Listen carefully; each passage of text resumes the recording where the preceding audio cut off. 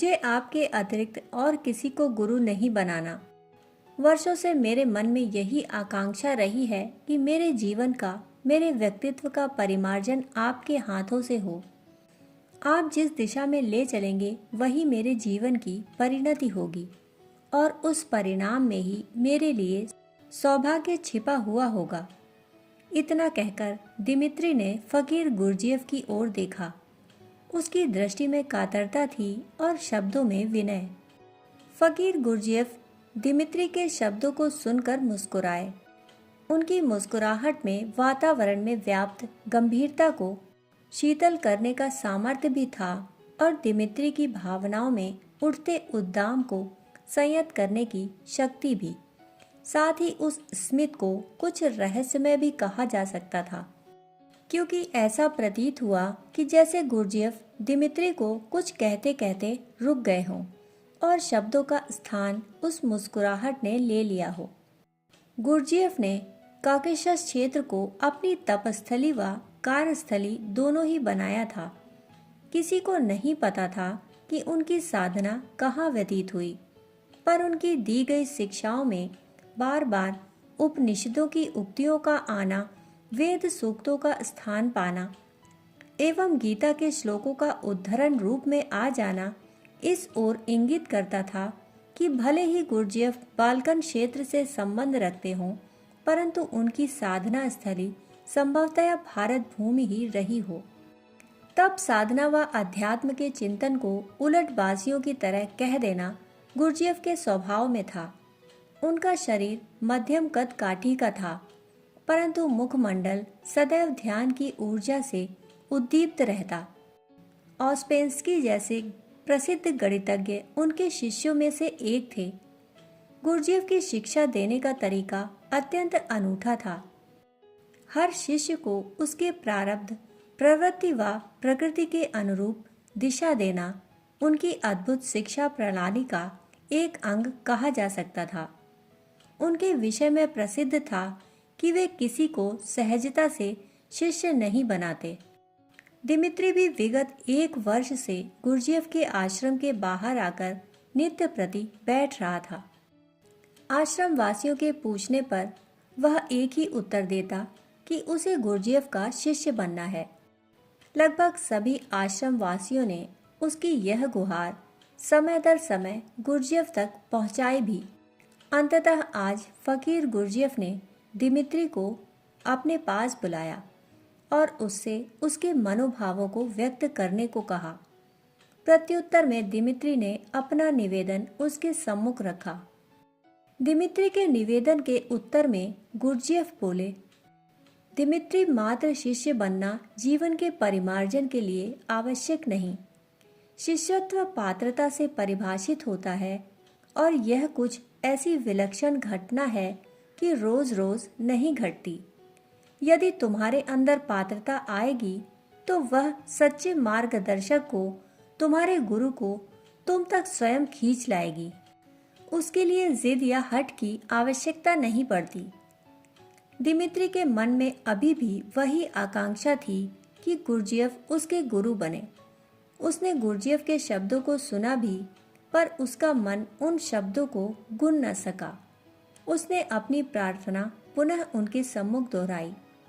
Gurdjieff बोले, अच्छा तुम मुझे गुरु बनाना क्यों चाहते हो? दिमित्री बोला, मुझे भगवान को पाने की आकांक्षा है। आपके द्वारा मेरी यह इच्छा पूरी हो जाए ऐसी कामना है। तब गुरजीएफ बोले, दिमित्री भगवान कामनाएं करने से नहीं मिलते, कामनाएं मिटाने से मिलते हैं। अपने अहंकार को गलाओ तो भगवान तुम्हारे अस्तित्व में सहज उपस्थित हो उठेंगे। परंतु यदि तुम्हें यह बोध मेरे द्वारा ही मिलना है तो यही सही। कल सुबह पौ फटने से पहले यही मेरे द्वार पर आ जाना। तुम्हें मैं जंगल लेकर चलूंगा। दिमित्री को तो जैसे मन मांगा मिल गया हो। उसे लगा कि अगले दिन ही उसके जीवन की सारी इच्छाएं पूर्ण होने वाली हैं। वह अगले दिन सुबह 4 बजे ही गुरजीएफ के द्वार पर आ पहुंचा। फकीर गुरजीएफ दिमित्री को सघन वन की ओर लेकर चले। वहां जंगल के मध्य एक सिंचाई की नहर गुजरा करती थी। जिससे विभाग वाले हर प्रातः 6 बजे पानी छोड़ा करते। अभी वह नहर सूखी थी। गुरजेफ ने दिमित्री को नहर के बीच खड़े हो जाने को कहा। दिमित्री प्रसन्नता से वहीं नहर के मध्य खड़ा हो गया और उत्सुकता से अगले निर्देश की प्रतीक्षा करने लगा। थोड़ी देर में नहर का पानी छूटा और उसके टखनों से टकराया।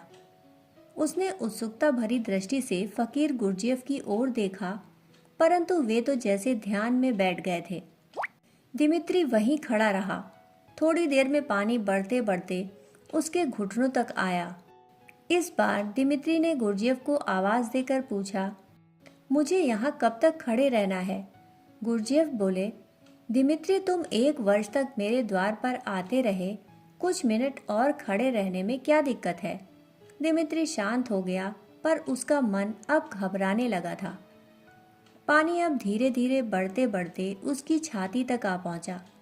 उसने गुरजेफ को फिर पुकारा, पर इस बार उसके शब्दों में उत्सुकता कम और चिंता ज्यादा थी। उसने पूछा, क्या मैं बाहर निकल आऊं? गुरजेफ बोले, नहीं दिमित्री, पहले यह बताओ कि मेरे पास क्यों आए थे? दिमित्री ने घबराते हुए उत्तर दिया, शिष्य बनने। गुरजेफ बोले, शिष्य क्यों बनना चाहते थे? दिमित्री ने कहा, भगवान को पाने के लिए।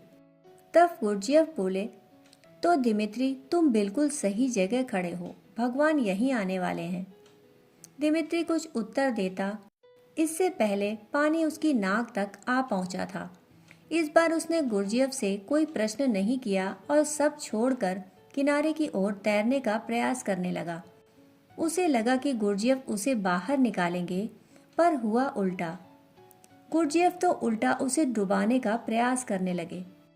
उसने गुरजेफ को जोर से कोहनी मारी और किनारे तैरकर निकल आया। इस बार उसके शब्दों में रोष था। वह क्रोध से चिल्लाता हुआ गुरजेफ से बोला, मैं तो आपको गुरु बना रहा था और आप मुझे डुबाने लगे। यह शिष्य बनाने का कौन सा तरीका है? गुरजेफ हंसे और बोले, दिमित्री, गुरु भगवान नियुक्त करता है, तुम्हारी कामनाओं से कोई गुरु नहीं बनता। परंतु मुझ पर क्रोध करने से पहले यह बताओ कि जब पानी में डूब रहे थे तब क्या याद आ रहा था? दिमित्री बोला, यह कैसा प्रश्न है? डूब रहा था तो बस यह याद आ रहा था कि कैसे भी करके सांस लेने के लिए हवा मिल जाए। गुरजेफ बोले, बस दिमित्री, भगवान ऐसे ही मिलते हैं। जितनी तड़प के साथ तुम्हें हवा याद आ रही थी, उतनी ही तड़प के साथ भगवान याद आएंगे तो वे स्वयं तुम्हारे पास दौड़े चले आएंगे। उसके लिए और किसी माध्यम की आवश्यकता नहीं रह जाएगी। यदि भगवान को पाना है तो अपने मन में उनके लिए उठ रही पुकार में तीव्रता पैदा करो। यही उनको आमंत्रित करने का सही माध्यम है। गुरजेफ के शब्द दिमित्री के हृदय स्थल में गहरे उतर रहे थे। उसे अनुभव हो रहा था कि परमात्मा को पाना भावनाओं को जगाने से ही संभव है। वे कोई वस्तु नहीं जिसे बाजार से खरीदा जा सकता है। वे कोई खिलौना भी नहीं जिसे जिद करके पाया जा सकता है। वे तो भावनाओं के भूखे हैं। यदि भावनाओं में तड़प है और पुकार सच्ची है तो वे सब कुछ छोड़कर भक्त के पास उपस्थित होते हैं। गुरजेफ की दी हुई अद्भुत शिक्षा ने दिमित्री के अंदर सच्चे शिष्यत्व को पैदा कर दिया था। वह अपनी इस नूतन जीवन दृष्टि को लेकर भक्ति के सच्चे पथ पर आगे बढ़ चला। दोस्तों, कहानी सुनने के लिए आप सभी का बहुत बहुत आभार। फिर मिलते हैं ऐसी ही एक और कहानी के साथ। तब तक के लिए धन्यवाद।